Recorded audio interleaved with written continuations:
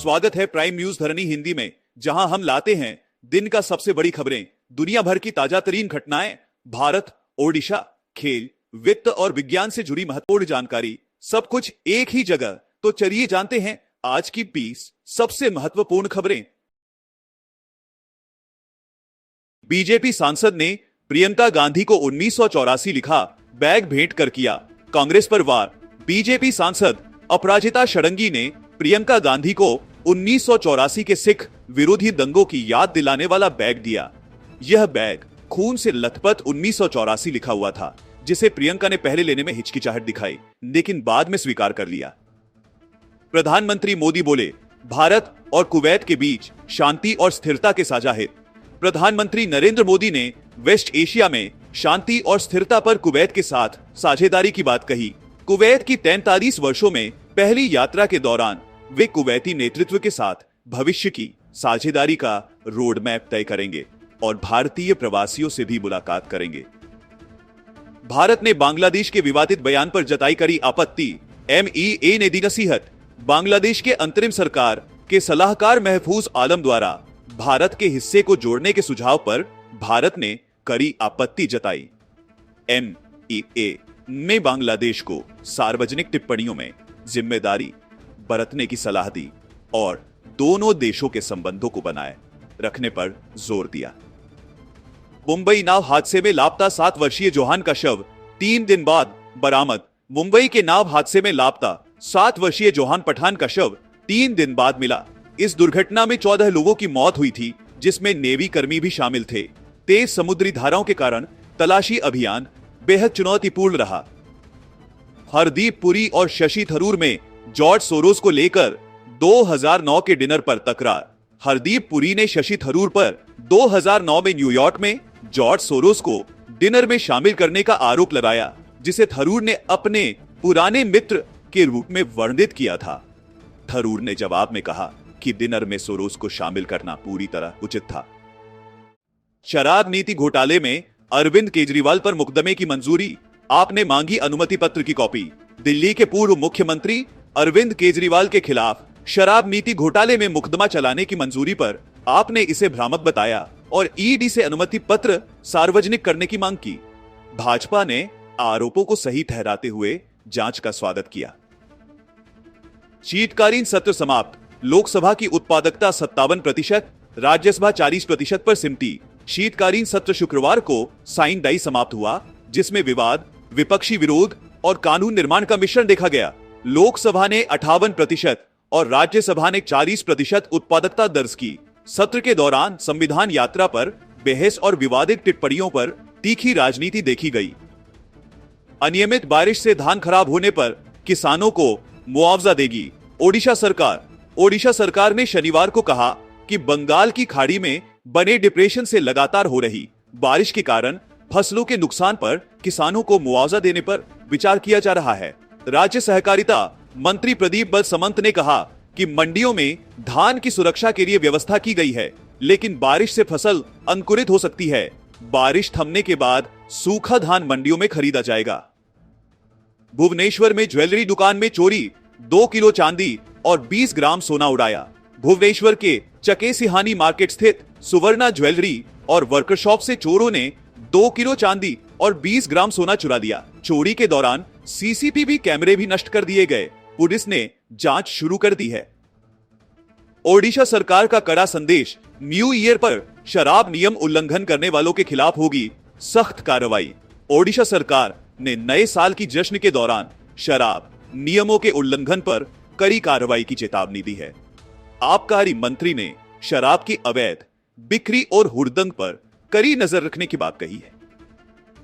ओडिशा में बिजली के बिल में वृद्धि 2025-26 में हो सकती है 54 पैसे प्रति यूनिट महंगी।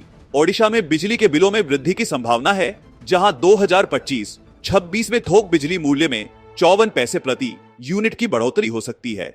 ग्रिडको ने राज्य विद्युत नियामक आयोग से प्रस्तावित दरों को मंजूरी देने की मांग की है। रिश्वत मामले में कोड़ी गांव के तहसीलदार को 3 साल जेल की सजा। बलांगीर की विजिलेंस कोर्ट ने रिश्वतखोरी के एक मामले में कोड़ी गांव के तहसीलदार सुब्रत कुमार बेहरा को 3 साल कैद की सजा सुनाई है।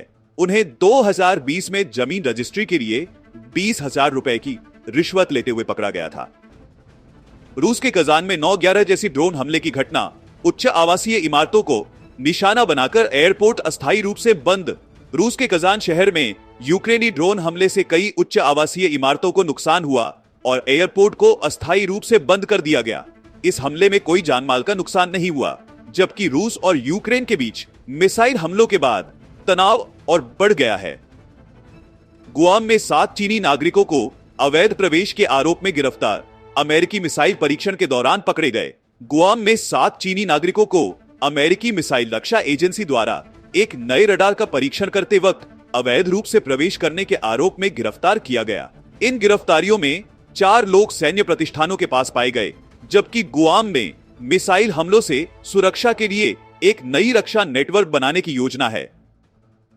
भारत ऑस्ट्रेलिया चौथा टेस्ट, रोहित शर्मा की टीम के लिए अहम परीक्षा। जाने क्या है दांव पर। भारत और ऑस्ट्रेलिया के बीच बॉर्डर गावस्कर ट्रॉफी का चौथा टेस्ट 26 दिसंबर से मेलबर्न क्रिकेट ग्राउंड में होगा, जो न केवल सीरीज का फैसला करेगा बल्कि भारत की विश्व टेस्ट चैंपियनशिप के फाइनल में भागीदारी भी तय करेगा।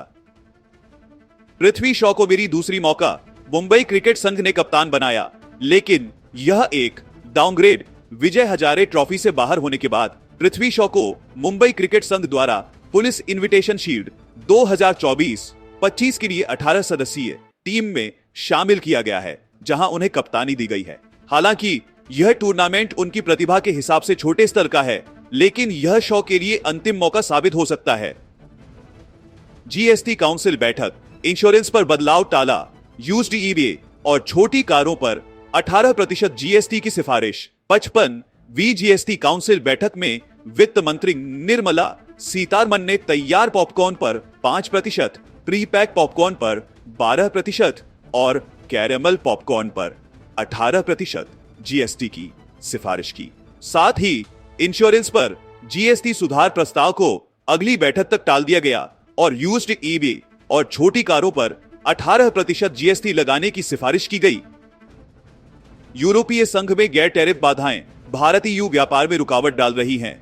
पीयूष गोयल, वाणिज्य मंत्री पीयूष गोयल ने यूरोपीय संघ के अधिकारियों के साथ वीडियो बैठक में कहा कि गैर टैरिफ बाधाएं भारत और यूरोपीय संघ के बीच व्यापार में रुकावट डाल रही हैं और इन मुद्दों को हल करना जरूरी है। दोनों पक्षों ने एक समान, संतुलित और पारस्परिक रूप से लाभकारी मुक्त व्यापार समझौते एफटीए पर चर्चा की। गगनयान जी-1 मिशन मानवयुक्त उड़ान के लिए महत्वपूर्ण तकनीकों का परीक्षण करेगा। वीएसएससी निदेशक एस उन्नीकृष्णन नायर। गगनयान जी-1 मिशन भारत की पहली मानव अंतरिक्ष उड़ान से पहले 3 बिना चालक वाले परीक्षण मिशनों में से पहला है, जो क्रिटिकल तकनीकों का परीक्षण करेगा। वीएसएससी निदेशक एस उन्नीकृष्णन नायर के अनुसार यह मिशन मानव rated launch vehicle mark 3 HOM3 सहित महत्वपूर्ण तकनीकों की क्षमता को मान्यता देगा। लोकप्रिय वेट लॉस दवा ओजेम्पिक से अंधेपन का खतरा बढ़ सकता है। अध्ययन में दावा। हालिया अध्ययन ने ओजेम्पिक और वेगोवी, जो वेट लॉस और मधुमेह के इलाज के लिए लोकप्रिय दवाएं हैं, को non arteritic anterior ischemic optic neuropathy NAION जैसी दुर्लभ आंखों की बीमारी से जोड़ा गया है, जो अंधेपन का कारण बन सकती है। अध्ययन में पाया गया कि जो लोग इन दवाओं का उपयोग कर रहे हैं, उनमें नायन विकसित होने का जोखिम 4 से 7 गुना बढ़ जाता है। तो ये थी आज की सबसे बड़ी और अहम 20 खबरें। अगर आपको हमारा वीडियो पसंद आया हो तो कृपया लाइक और सब्सक्राइब जरूर करें। साथ ही बेल आइकन दबाना ना भूलें, ताकि आप हमारी हर नई वीडियो की अपडेट पा सकें। धन्यवाद और हम मिलते हैं अगली वीडियो में।